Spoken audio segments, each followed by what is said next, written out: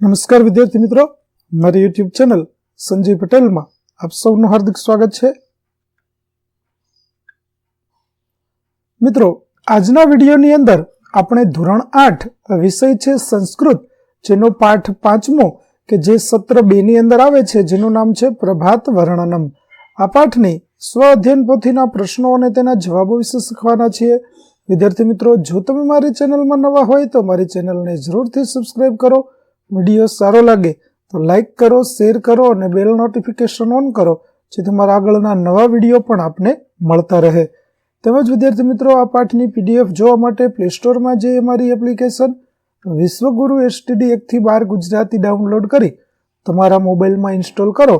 જે તમે શરૂ કરશો તો તમને આ પ્રકારે જોવા મળશે, જેમાં સ્વ અધ્યયન પોથીની અંદર તમને ધોરણ બતાવશે, ધોરણ પસંદ કરશો એટલે વિષય બતાવશે, વિષય પસંદ કરશો એટલે પાઠનું નામ બતાવશે. જેમાં તમે વિડીયો ઉપર ક્લિક કરશો તો વિડીયો જોવા મળશે અને PDF ઉપર ક્લિક કરશો તો તમને PDF જોવા મળશે. તો આશા રાખું છું અમારી એપ્લિકેશન આપ સૌને ગમશે. જરૂર ડાઉનલોડ કરજો, જે એકદમ ફ્રી છે. કોઈ પણ પ્રકારના ચાર્જ વગર તમે વિડીયો અને PDF બંને જોઈ શકશો. તો ચાલો મિત્રો, હવે આપણે શરૂ કરીએ પાઠ 5મો પ્રભાત વર્ણનમ. પ્રશ્ન 1. નીચેનો ફકરો વાંચીને પ્રશ્નોના જવાબ લખો. ચાલો જોઈએ. પહેલું, પ્રભાતે સૂર્ય રક્ત ભવતી, ભક્ત પૂજનમ કરોતિ, માતા ગૃહ સ્વચ્છમ કરોતિ, વાતાવરણમ આરોગ્યપ્રદમ ભવતી, યુવકાઃ યોગાભ્યાસમ કુર્વન્તિ, પક્ષિણઃ વૃક્ષે કલરવમ કુર્વન્તિ, જનાઃ સ્ફૂર્તિયુક્તાઃ પ્રફુલ્લાઃ ચ ભવન્તિ. ચાલો હવે આ જે ફકરો છે તેના આધારે જે પ્રશ્નો આપેલા છે તેના જવાબો જોઈએ. પહેલું, પ્રભાતે સૂર્યસ્ય વર્ણકઃ, એટલે કે સવારે સૂર્યનો રંગ કેવો હોય છે? તો પ્રભાતે સૂર્યસ્ય વર્ણ રક્ત ભવતી, એટલે કે સવારે સૂર્યનો રંગ લાલ હોય છે. બીજું, માતા કિમ કરોતિ, માતા શું કરે છે? તો માતા ગૃહ સ્વચ્છમ કરોતિ, એટલે કે ઘરની સફાઈ કરે છે. ત્રીજું, યુવકાઃ કિમ કુર્વન્તિ, યુવકો શું કરે છે? તો યુવકાઃ યોગાભ્યાસમ કુર્વન્તિ, એટલે કે યુવકો યોગાસનો કરે છે. ચોથું, કે સ્ફૂર્તિયુક્તાઃ પ્રફુલ્લાઃ ચ ભવન્તિ, તો કોણ સ્ફૂર્તિવાન અને પ્રફુલ્લિત થાય છે? તો જનાઃ સ્ફૂર્તિયુક્તાઃ પ્રફુલ્લાઃ ભવન્તિ, એટલે કે લોકો સ્ફૂર્તિદાયક અને પ્રફુલ્લિત થાય છે. પાંચમું, ભવાન ભવતી પ્રભાતે કિમ કિમ કરોતિ, તમે પ્રભાતે એટલે કે સવારે શું કરો છો?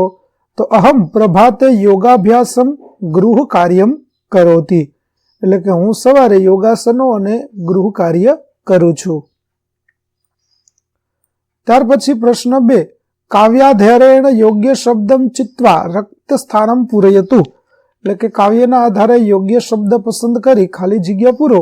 જેમાં પહેલું, ચંદ્રઃ અસ્તમ ગચ્છતિ. બીજું, પરિતો પ્રકાશઃ ભવતિ.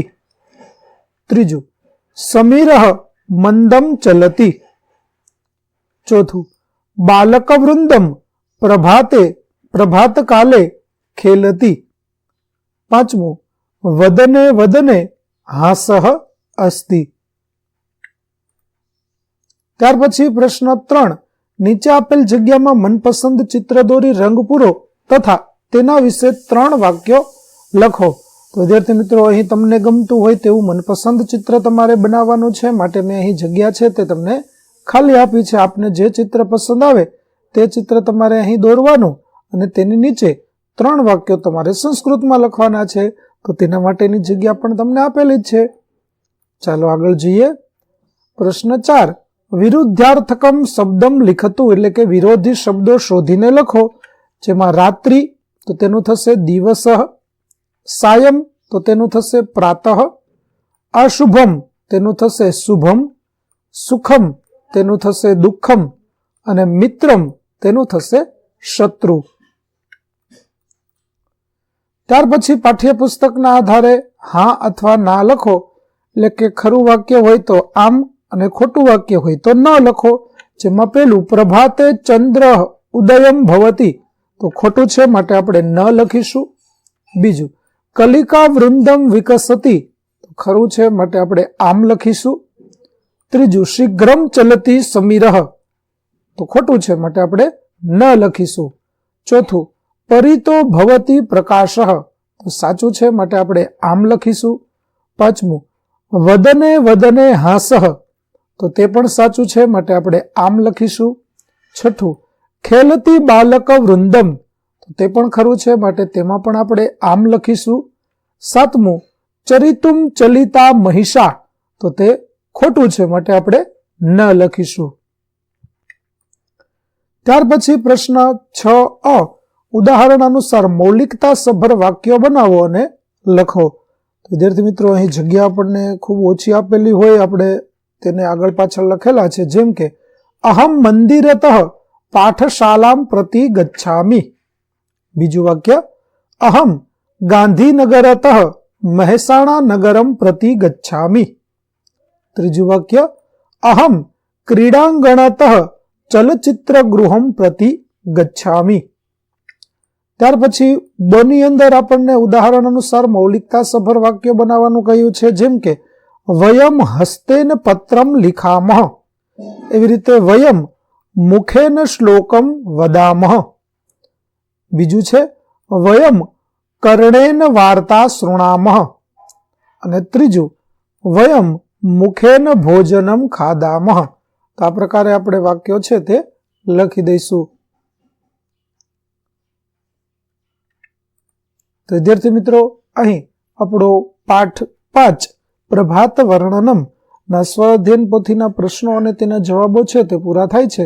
આગળના પાઠના સ્વઅધ્યયન પોથીના પ્રશ્નો અને તેના જવાબો મેળવવા માટે મારી ચેનલને જરૂરથી સબસ્ક્રાઇબ કરો. તેમજ PDF જોવા માટે પ્લે સ્ટોરમાંથી અમારી એપ્લિકેશન વિશ્વગુરુ STD 1 થી 12 ગુજરાતી ડાઉનલોડ કરો. જેમાં આપને ધોરણ 8 તમામ વિષયના સ્વાધ્યાય સોલ્યુશન, સ્વાધ્યાય પોથી સોલ્યુશનના વિડીયો અને PDF મળી રહેશે, જે એકદમ ફ્રી છે. કોઈ પણ પ્રકારના ચાર્જ વગર તમે વિડીયો અને PDF જોઈ શકશો. તો આશા રાખો છો અમારી એપ્લિકેશન આપને ગમશે. જરૂર ડાઉનલોડ કરજો. ફરી મળીશું નવા પાઠ સાથે. ત્યાં સુધી આવજો.